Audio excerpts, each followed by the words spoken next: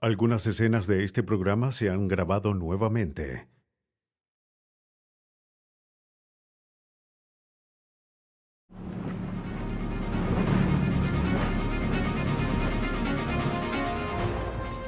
En Montana, una mujer es hallada muerta en la maleta de un auto. Los investigadores luchan por atrapar al asesino a pesar de la escasa evidencia. Una mujer de 33 años muere mientras dormía. La policía de Tennessee debe averiguar si su muerte fue de causas naturales. En Ohio, una mujer abandona a su esposo y 2 hijos. Pero en una investigación de rutina se descubre que su desaparición no fue intencional. Un asesino bien planificado puede desconcertar a los investigadores más expertos. Pero gracias a la ciencia forense se descubre la identidad del culpable y se revelan los elementos de un asesinato.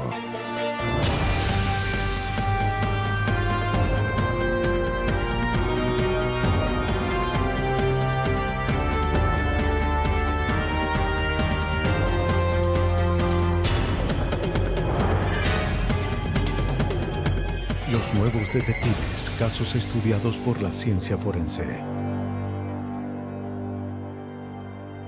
Elementos de un asesinato. En el corazón de Montana, conocido como el país del gran cielo, se encuentra Great Falls, ciudad rodeada por las montañas rocosas. En una mañana de octubre, un hombre que andaba en las orillas del río Missouri encuentra varios documentos. Eran de una mujer joven. El hombre llama a la policía.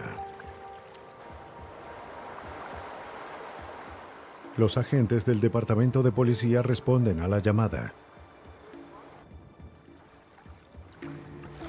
Hallan otros documentos que pertenecían a la misma mujer. Susan Galloway. La policía conocía el nombre. ¿Las guardo como evidencia? El día anterior se había denunciado la desaparición de Susan Galloway.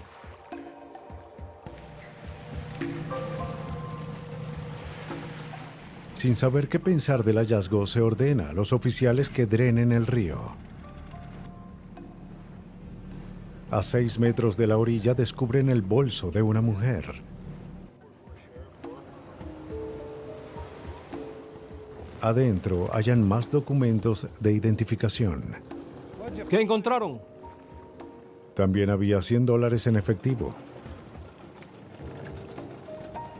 Pero ninguna señal de Susan Galloway.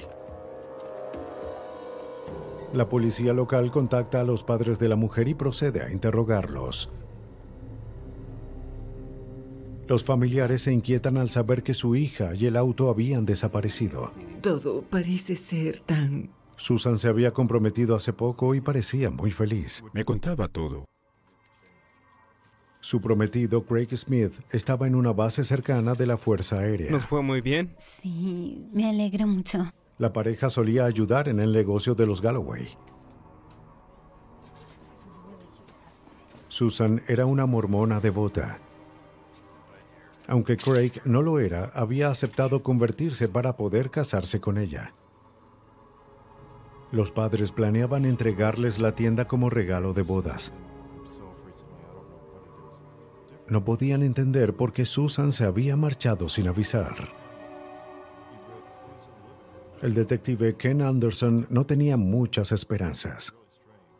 Los documentos encontrados indicaban que Susan Galloway en realidad no se había marchado de la ciudad en su vehículo sin despedirse, ya que no habría dejado atrás su identificación ni su dinero. La policía decide interrogar al prometido de Susan. Hola, ¿es Craig Smith? Sí, señor. Craig Smith no tenía idea de dónde se encontraba Susan. La vio por última vez la noche en la que desapareció. al salir de una fiesta. Susan lo lleva hasta su apartamento cerca de la medianoche. No la había visto desde entonces. El detective observa un vendaje en la mano de Smith. ¿Qué le pasó en la mano? Explicó que se había cortado por accidente con un cuchillo. Horas después de despedirse de Susan, se despertó sediento. Intentó abrir una lata de jugo de naranja, pero no podía. Tomó un cuchillo, pero se cortó cuando trató de abrirla.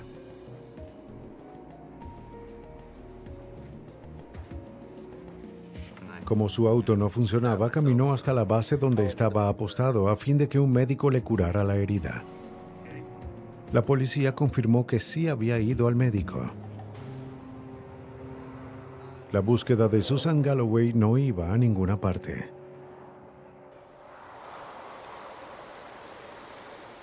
Tres días después, un empleado que trabajaba en una represa cercana observó algo extraño al otro lado del río.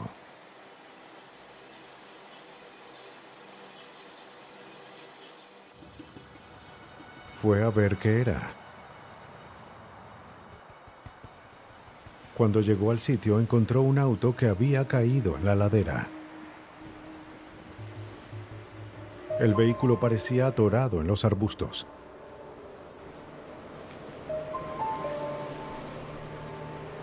La policía y los técnicos forenses acudieron de inmediato al lugar.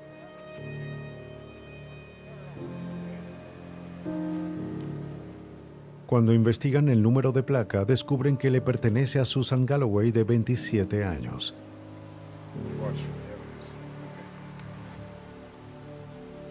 El sargento Anderson baja por la ladera. Por la ventana ve una llave en el arranque del auto. Parecía que no había nadie adentro. Pero en la parte trasera observa rastros de sangre. En la maleta había algo que parecía una huella.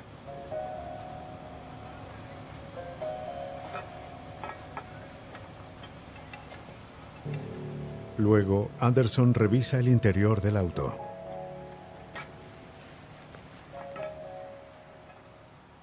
El almohadón en la parte trasera del vehículo había sido separado del lugar. En ese momento pude ver un cuerpo dentro de la maleta del auto.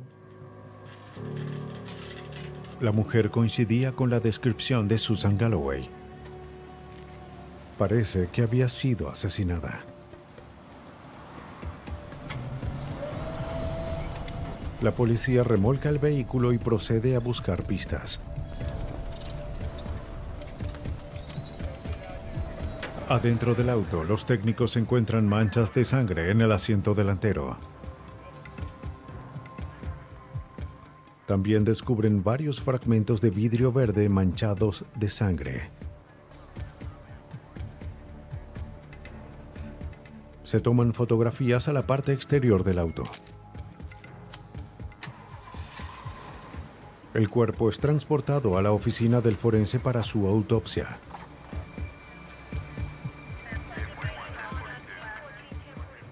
La falta de evidencia en el lugar hace creer a la policía que la mujer fue asesinada en otro lugar.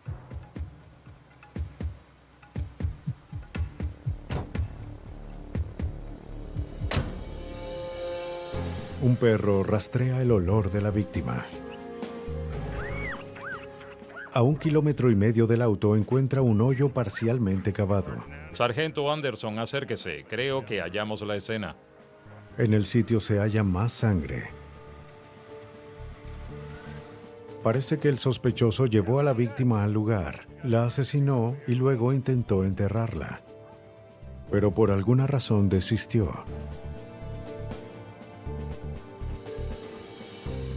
El forense confirmó que la víctima era Susan Galloway.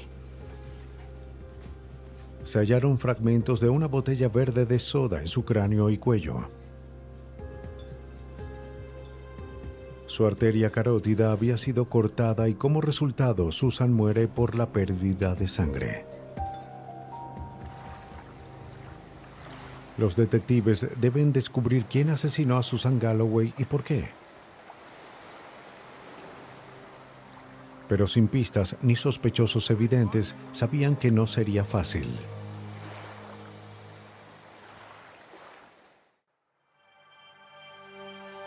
La policía de Great Falls, Montana, no encuentra muchas pistas en el caso de Susan Galloway. La joven había sido brutalmente asesinada con una botella de soda. Luego fue puesta en la maleta de su auto y dejada en un terraplén. No se hallaron huellas útiles en el vidrio ni en el auto. Para atrapar al sospechoso, la policía reveló detalles del crimen a los medios. Poco después, obtienen una pista. Tocó la puerta. Otro hombre apostado en la base creía tener información. Me preguntó... Dígame, ¿a qué hora entró en la habitación? Dijo que en la noche que desapareció Susan vio a su prometido Craig Smith. A las 2. Smith había llegado al cuartel en la madrugada. ¿Qué tal? Observó que su amigo cargaba una pila de ropa sucia. Salí con unos amigos. ¿Qué te pasó en la mano? También notó una herida en la mano de Smith. Bueno, escucha, salí con una chica y... Smith dijo que se había cortado con un cuchillo. Buscaba a un médico para que lo tratara y le pidió a su amigo que lo llevara a casa.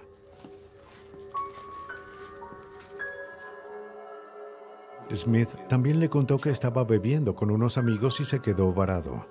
Tenía una... De hecho, le pidió que lo mantuviera en secreto ya que su prometida, Susan Galloway, se molestaría.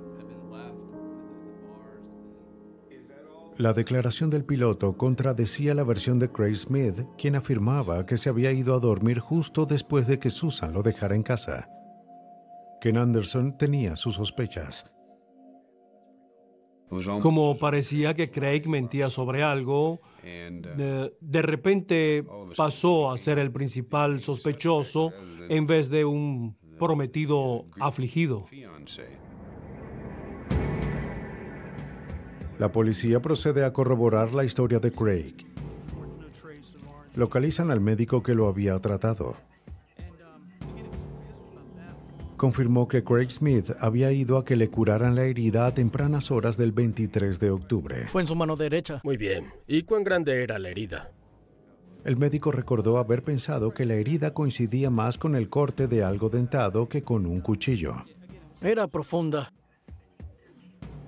Pero esa información no era suficiente para probar que Craig era el asesino. A fin de relacionar al sospechoso con la escena del crimen, la policía registra el lugar. Tengo un par de preguntas que hacerle, si no le molesta. La vendedora de una tienda vio a Smith y a Susan Galloway en la noche de su desaparición. De acuerdo con la vendedora, parecían discutir cuando entraron a la tienda. Compraron varias botellas de soda y se marcharon. Nos vamos ya. La vendedora le mostró al oficial la marca de soda que la pareja había comprado. Eran botellas verdes de vidrio idénticas a los fragmentos hallados en el cuerpo de Susan Galloway.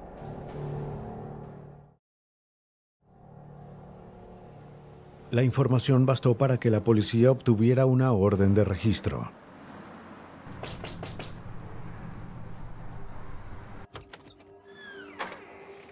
El sospechoso negó de nuevo estar involucrado en la muerte de Susan. Departamento de policía, él es Ken Anderson. Tenemos una orden. Admitió que él y Susan habían entrado en la tienda esa noche. También reconoció que solía estar en el área donde el vehículo fue encontrado. Pero Smith negó haber estado en el sitio donde un hoyo había sido parcialmente cavado, donde al parecer el crimen fue cometido. ¿Son esos los pantalones? Incautan la ropa que Craig llevó la noche de la desaparición de Susan. ¿Es suyo? Sí, así es. Nos llevaremos todo esto. Pero las prendas habían sido lavadas. También hay una camisa allí, ¿no? La única esperanza de la policía era relacionar a Smith con la huella de zapato encontrada en el auto de Susan.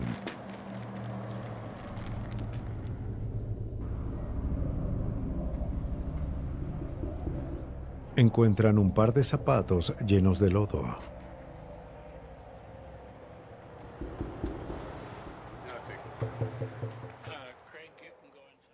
Un análisis reveló que los zapatos de Smith eran de la misma talla y que las suelas tenían el mismo patrón que los hallados en el vehículo. Pero eso no era suficiente para probar su culpabilidad.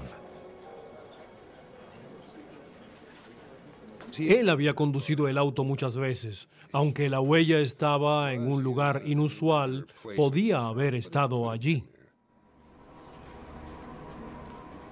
La policía tenía que ubicarlo físicamente en la escena del crimen. Todo lo que tenían era la tierra en los zapatos de Smith. Creíamos que si había estado en la escena del crimen, tendría restos del suelo. Era un lugar muy arenoso, muy diferente al lugar lodoso donde encontramos el automóvil. Los investigadores recogen muestras de varios lugares donde el sospechoso afirmó estar la noche de la muerte de Susan. También recogen muestras del lugar donde creían que se había cometido el crimen. Las muestras de suelo fueron enviadas a la Universidad de Montana para su análisis. El geólogo y mineralogista Jack Werenberg trabajó en el caso.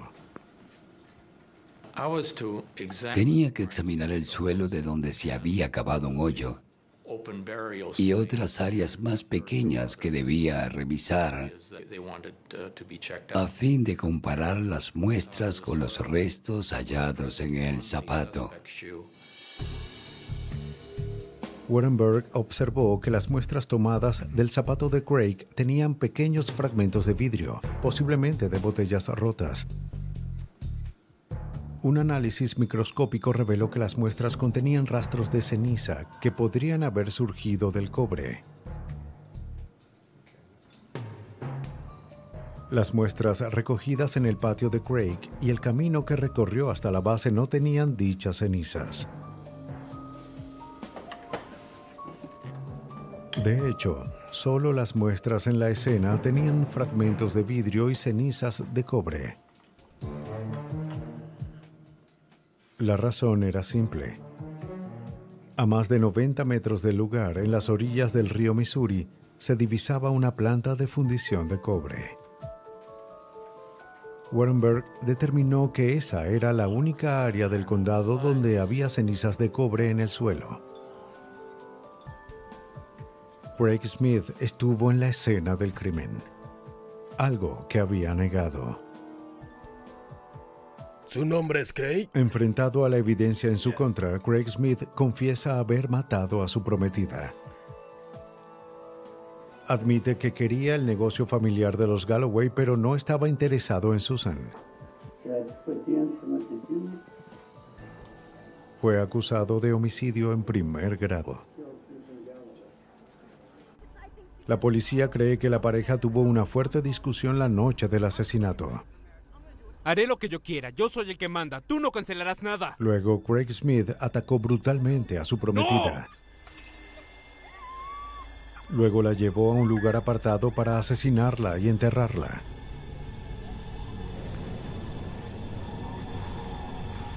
Pero como eso no funcionó, la colocó en la maleta del auto y lanzó el vehículo por la ladera.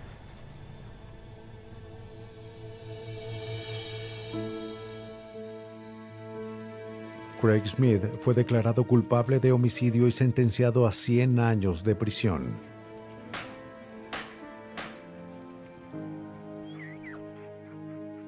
Una muestra de suelo fue lo que la policía necesitó para descubrir el secreto de un asesino. Pero en Tennessee, los detectives deben ir más allá a fin de explicar una muerte misteriosa. En la mañana del 23 de diciembre de 1997, la policía de Nashville y el personal de urgencias acuden a una llamada del 911. Terry Robinson declaró que su esposa había estado enferma por varios días y que ahora no respiraba. Fue declarada muerta en el lugar. Al no encontrar una causa obvia de muerte, los detectives hacen una investigación de rutina. No veo nada extraño aquí. Bueno, El detective E.J. Bernard fue asignado al caso. Lenora Robinson, de 33 años, yacía muerta en la cama de la pareja. Los investigadores observaron una sustancia negra en la camisa y almohada de la mujer que provenía de la nariz y la boca de la víctima. No parecía sangre. nos llevaremos la almohada. Hay un cigarrillo no terminado. Pensaron que quizás provenía de un cigarrillo encontrado al lado de la cama. Nos llevaremos esto. También hallaron y recogieron una botella de Gatorade y un vaso lleno con la bebida. Guárdalo, y también el vaso. Terry Robinson le contó al detective que Lenora había estado sufriendo de una fuerte gripe los últimos 5 días. Espere. El día anterior, Terry había llevado a su esposa al médico ya que presentaba fiebre alta, vómitos y diarrea. Escucho una ligera congestión en los pulmones. Ya veo. El médico que examinó a Lenora le diagnosticó una gripe grave. Esto la ayudará. Le dio una inyección para aliviar los síntomas y la envió a casa. Arderá un poco al principio. Terry dijo que su esposa había mejorado, pero que esa noche sus síntomas empeoraron. Espero que eso te cure. Intentó tratarla dándole Gatorade y medicamentos. Pero cuando la vio la mañana siguiente no estaba respirando. Gracias, señor, y tenga mucho cuidado, ¿eh? Aunque no había señales de un crimen, la policía no podía creer que alguien tan joven como Lenora muriera de gripe. Bernard ordenó que se realizara una autopsia. La conclusión inicial fue que tenía que ver con la gripe, la inyección. Posiblemente fue un ataque al corazón, un tumor, algo que la familia ni nadie ni los médicos conocían. Su cuerpo fue enviado a la oficina del forense en Tennessee, ubicada en Nashville. Allí, el doctor en jefe Bruce Levy realizó la autopsia. La sustancia negra proveniente de la nariz de Lenora Robinson llamó su atención de inmediato. En este caso, lo primero que se observó fue una sustancia negra en la almohada, al lado de donde estaba su boca, es decir, que había salido de su cuerpo. No sabíamos de qué se trataba. Un análisis reveló una enfermedad del corazón y congestión en los pulmones, lo que afirmaba la idea de que había muerto por causas naturales. El detective Bernard llegó poco después para observar la autopsia. Notó algo inusual. Huele a almendras o dulces. Es cierto. Del cadáver provenía un olor a almendras amargas, lo que se relacionaba a personas que habían muerto por envenenamiento de cianuro. Pero después de otros análisis no se hallaron señales asociadas con la ingestión de cianuro. No había daño en el hígado ni quemaduras en la boca y el esófago. Solo está el olor. Se analizó la bebida encontrada cerca de la cama de Lenora, pero no estaba envenenada. Si la víctima había estado expuesta al cianuro, la pregunta era, ¿por quién y cómo?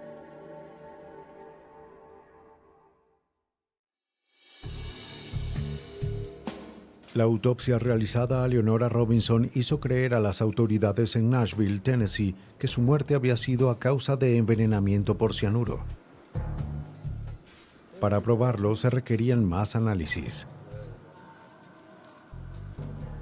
El forense extrajo muestras de sangre, tejido y orina. Las muestras fueron llevadas a toxicólogos forenses para determinar la presencia de veneno. Las muestras se mezclan con químicos que reaccionan al cianuro.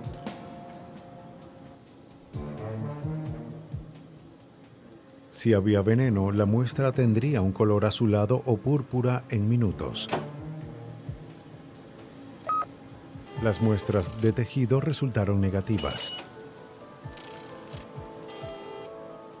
pero las de sangre y orina dieron positivo en cuanto al veneno.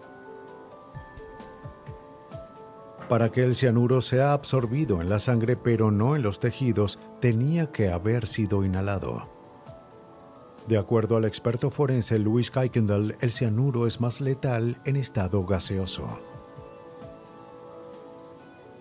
Típicamente, la persona tiene convulsiones, también problemas en el estómago, pero en 30 segundos o quizás 2 minutos entrará en coma y morirá muy rápido.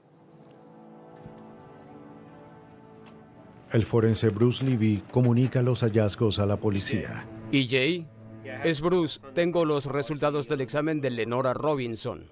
Resultó positivo para cianuro. Pero la policía no podía determinar la causa de la muerte hasta descartar que se tratara de un envenenamiento accidental o de suicidio. EJ Bernard pudo descartar ambos escenarios con rapidez. No había notas suicidas. Como ella habría muerto minutos después de ingerir el cianuro, habría dejado evidencia a la vista, pero no había nada. El señor Robinson afirmó que no había limpiado el lugar. Complicada. La policía creía que Lenora Robinson había sido asesinada. Para saber por qué, interrogan a la madre y al padrastro de la víctima. Ambos afirman que el matrimonio tenía problemas. Según la madre de Lenora, la pareja sufría de graves problemas financieros. ¿Cómo esperas que pague las deudas si no tenemos dinero? La razón por la que no tenemos dinero... No les iba bien en el pequeño negocio que manejaban juntos. La tarjeta de crédito se supone que las lo deudas sabes. se acumulaban. Hay que pagar de alguna forma. Lo que causó resentimiento e ira entre la pareja. ¿Será? Veamos, tenemos... El año pasado... Sus padres dijeron que Lenora había considerado la posibilidad de un divorcio. Quiero hablarles sobre eso. También dieron otra pista. Terry había trabajado como exterminador y como parte de su labor manejó venenos peligrosos. No tenía mucho, ya que antes de que se casaran... Para obtener una orden de registro en contra de Terry, la policía necesitaba saber si él podía crear vapores de cianuro. Un fumigante lo encuentras en varios pesticidas, especialmente pesticidas industriales. Kuykendall confirmó que se trataba de un proceso muy simple. Hay que ir e incautar eso. Le da a la policía una lista de objetos para buscar. Con una orden, la policía regresa al hogar de Terry. El sospechoso afirma su inocencia. Pero mientras Bernard registra los documentos de la pareja, encuentra una carta que Lenora había escrito a su esposo. En ella lo amenazó con un costoso y amargo divorcio.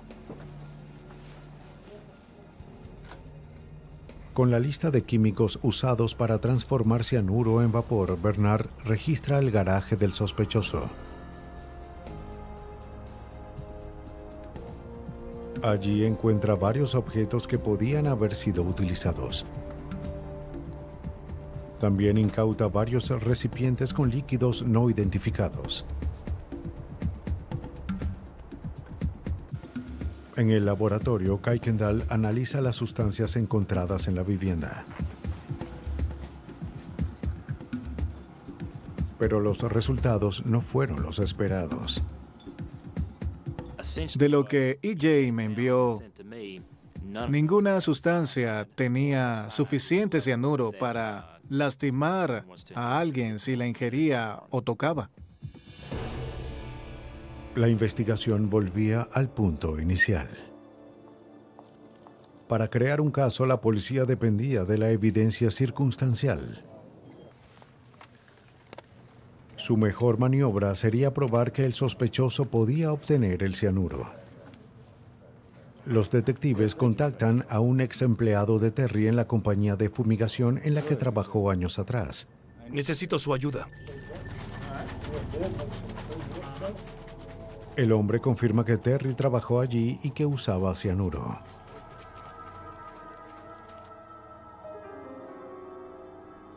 De hecho, Terry Robinson convertía el veneno cristalizado a líquido que era usado para matar insectos y roedores. Tiene un fuerte olor.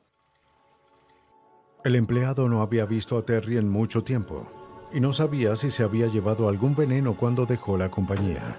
Eso es todo, ¿no? El detective E.J. Bernard se niega a rendirse. Bien, lo haré. Muchas gracias. Bueno, seguí buscando la fórmula mágica para poder hallar pruebas de que compró cianuro, pero era imposible. Aunque la policía había establecido el motivo y la oportunidad, no tenía evidencia suficiente para vincular a Terry Robinson con el veneno utilizado para matar a su esposa. Sin eso, el asesinato podía quedar sin resolverse.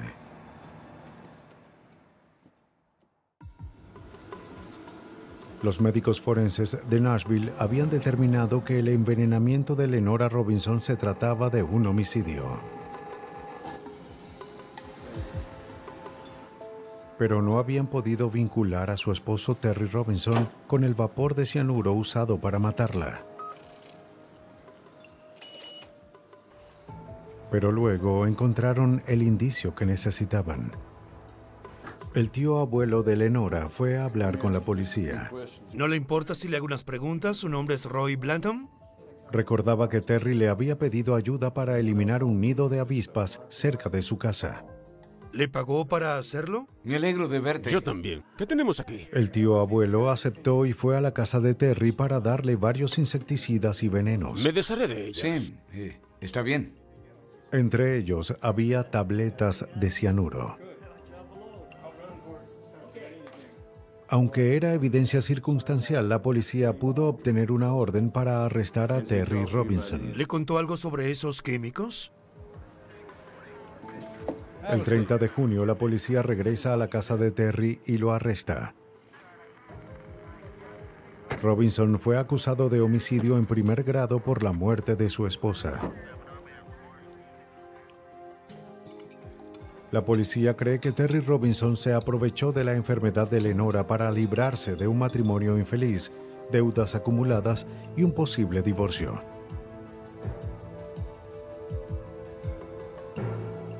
El 22 de diciembre entró a su habitación y le administró el mortal veneno.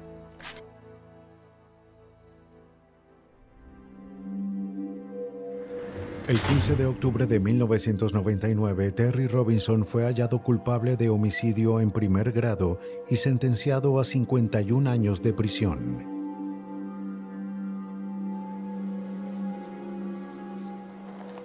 Para atrapar a un asesino, la policía de Nashville tuvo que confiar en la ciencia forense y en su persistente determinación. Pero existen criminales que conocen las tácticas de las fuerzas policiales. Atraparlos se convierte en todo un reto. Con una población menor a 8,000 habitantes, Belpre, Ohio, es una comunidad unida y amigable. Así que cuando alguien desaparece, todos se preocupan. El 19 de septiembre de 1996, Jack McCready llega a la estación de policía. No lo hice. Los investigadores lo conocen. Regresé a casa y su auto no estaba. McCready era un oficial respetable de la policía de Ohio. Su ropa no estaba. Después que saliste del trabajo. Sí. Quería denunciar la desaparición de su esposa Jennifer.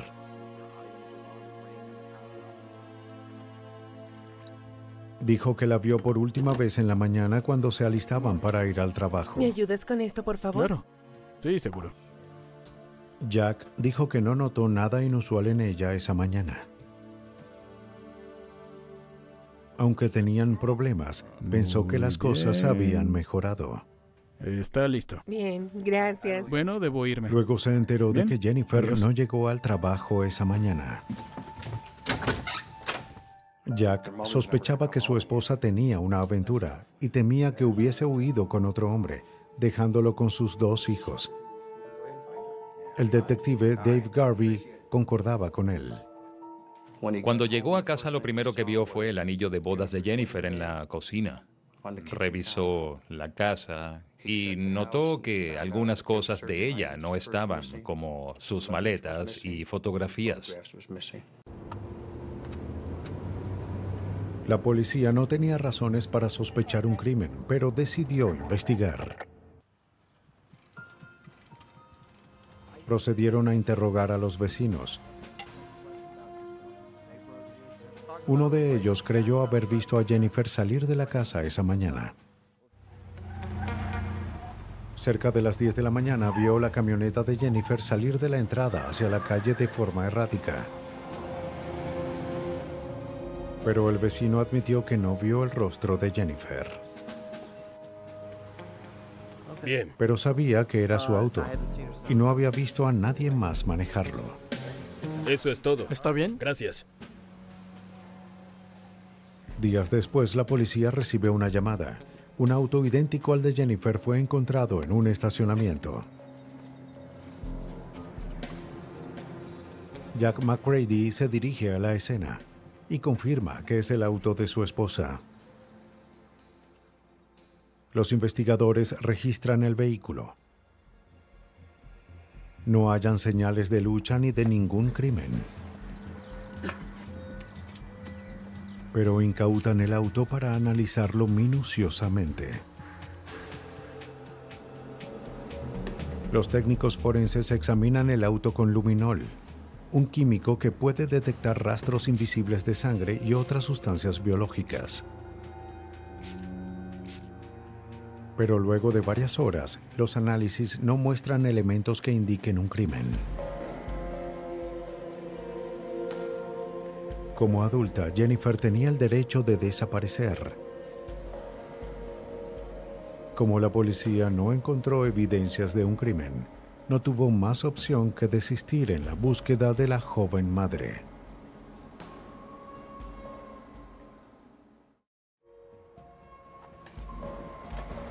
Los detectives de Belpre, Ohio, no hallaron evidencia que probara que la esposa del oficial Jack McCready había sido víctima de un crimen. Hay que seguir buscando. Sí. Todo indicaba que la madre de 2 niños se había marchado del lugar.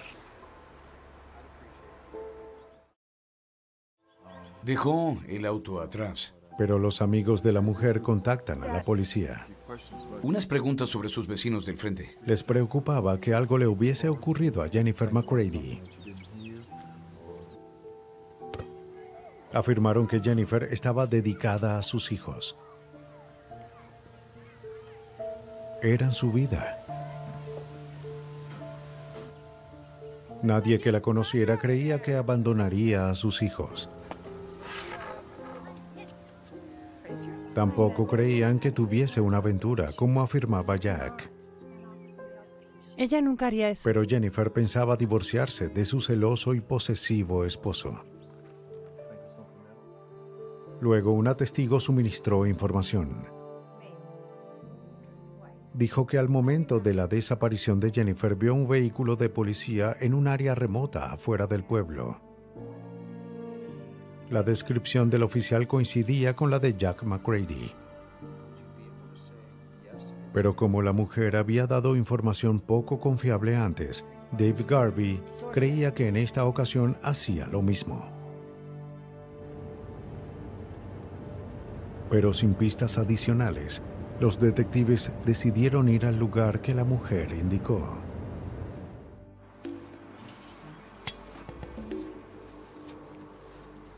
Allí encontraron algo fuera de lugar. Lo que haremos es... Un montículo de tierra.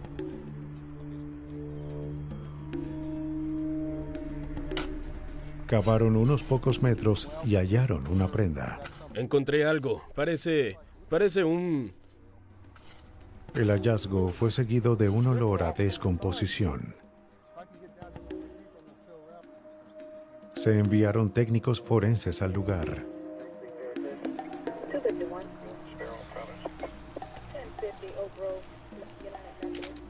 La excavación continuó y encontraron un edredón y una bolsa de dormir. Esa tela...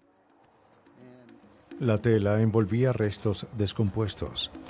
La cabeza estaba cubierta con una bolsa de plástico. Cuando se retiró la bolsa, uno de los oficiales identificó el cadáver como Jennifer McCready. Lo que haremos ahora es... La mujer llevaba pijamas, lo que no consistía con la declaración de su esposo de que la vio por última vez cuando se vestía para trabajar. Como rutina, se recogen muestras del suelo alrededor de la escena. Los técnicos se llevan el edredón y la bolsa de dormir para analizarlos.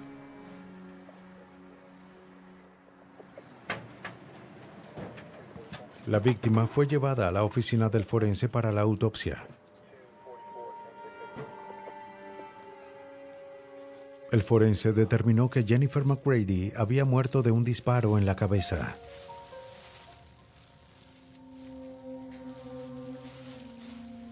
La bala de una Magnum 357 fue enviada al laboratorio.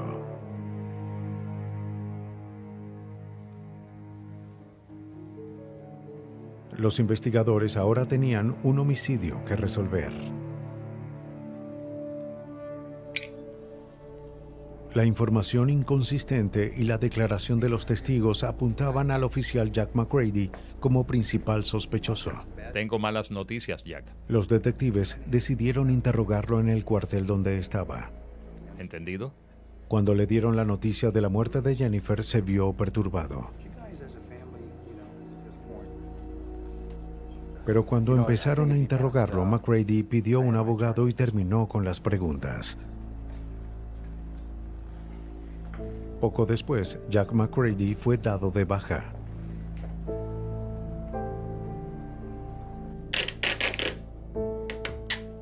Los investigadores esperaban hallar más con la evidencia encontrada. Los elementos tomados de la escena del crimen fueron enviados al Laboratorio Criminal de Ohio para su análisis. Cuando examinaba la evidencia, la criminalista Michelle Jesso descubre docenas de fibras sintéticas. También halló hebras de fibra de vidrio adentro de la bolsa de dormir. Hallar el aislante de fibra de vidrio dentro de la bolsa fue algo muy inusual, en mi opinión, ya que producía picor. Por eso no era algo que uno quisiera tener en ese tipo de objetos.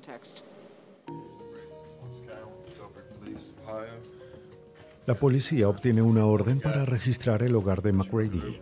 Tienes que verlo, míralo. En la habitación hallaron edredones idénticos a los que envolvían a la víctima.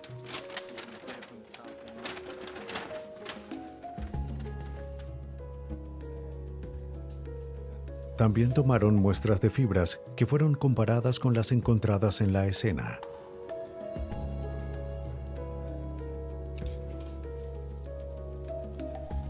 En la cocina, la policía encuentra una Magnum 357. El mismo tipo de arma usada para matar a Jennifer McCready. Los investigadores hallaron y recogieron muestras de un aislante de fibra de vidrio en el garaje. El material parecía idéntico al encontrado en la bolsa de dormir. Luego observaron otra pista potencial. Había varias palas y algunas estaban llenas de tierra. Aunque McCready afirmó que había trabajado en el patio, la policía las confiscó. Los forenses procedieron a analizar toda la evidencia. Michelle Jesso descubre que las fibras encontradas en el hogar de McCready tenían todas las mismas características de aquellas halladas en el edredón donde estaba la víctima.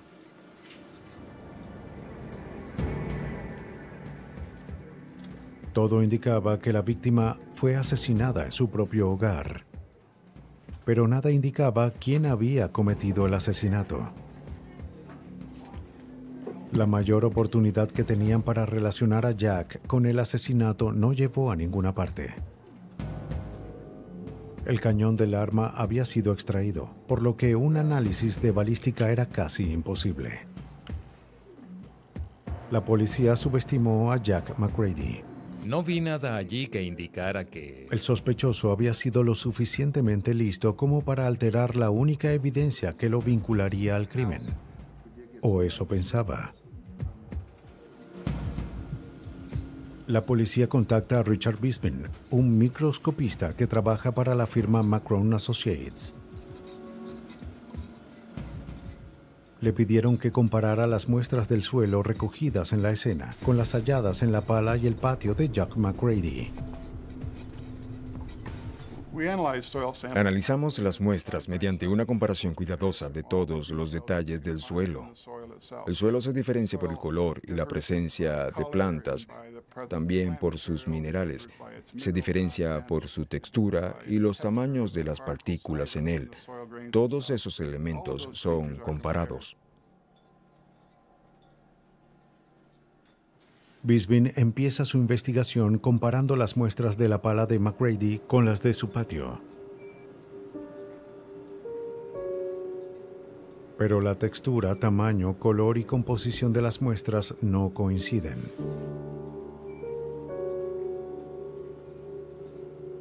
Pero cuando compara el suelo de la escena con las muestras de la pala, encuentra una similitud tras otra. Concluimos que la tierra en la pala era similar a la de la escena y podía provenir de allí. Y pudimos demostrar que el suelo de la escena era diferente en cuanto a su clasificación al del lugar donde vivía el acusado y que, además, el suelo era diferente de otros en el condado.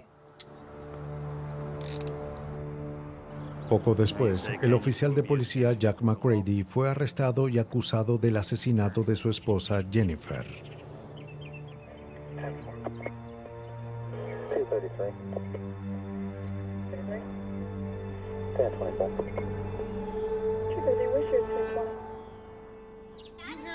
Aunque la policía desconoce el motivo que lo llevó a matar, la evidencia indica que el 18 de septiembre, Jack McCready le disparó a Jennifer en la cabeza.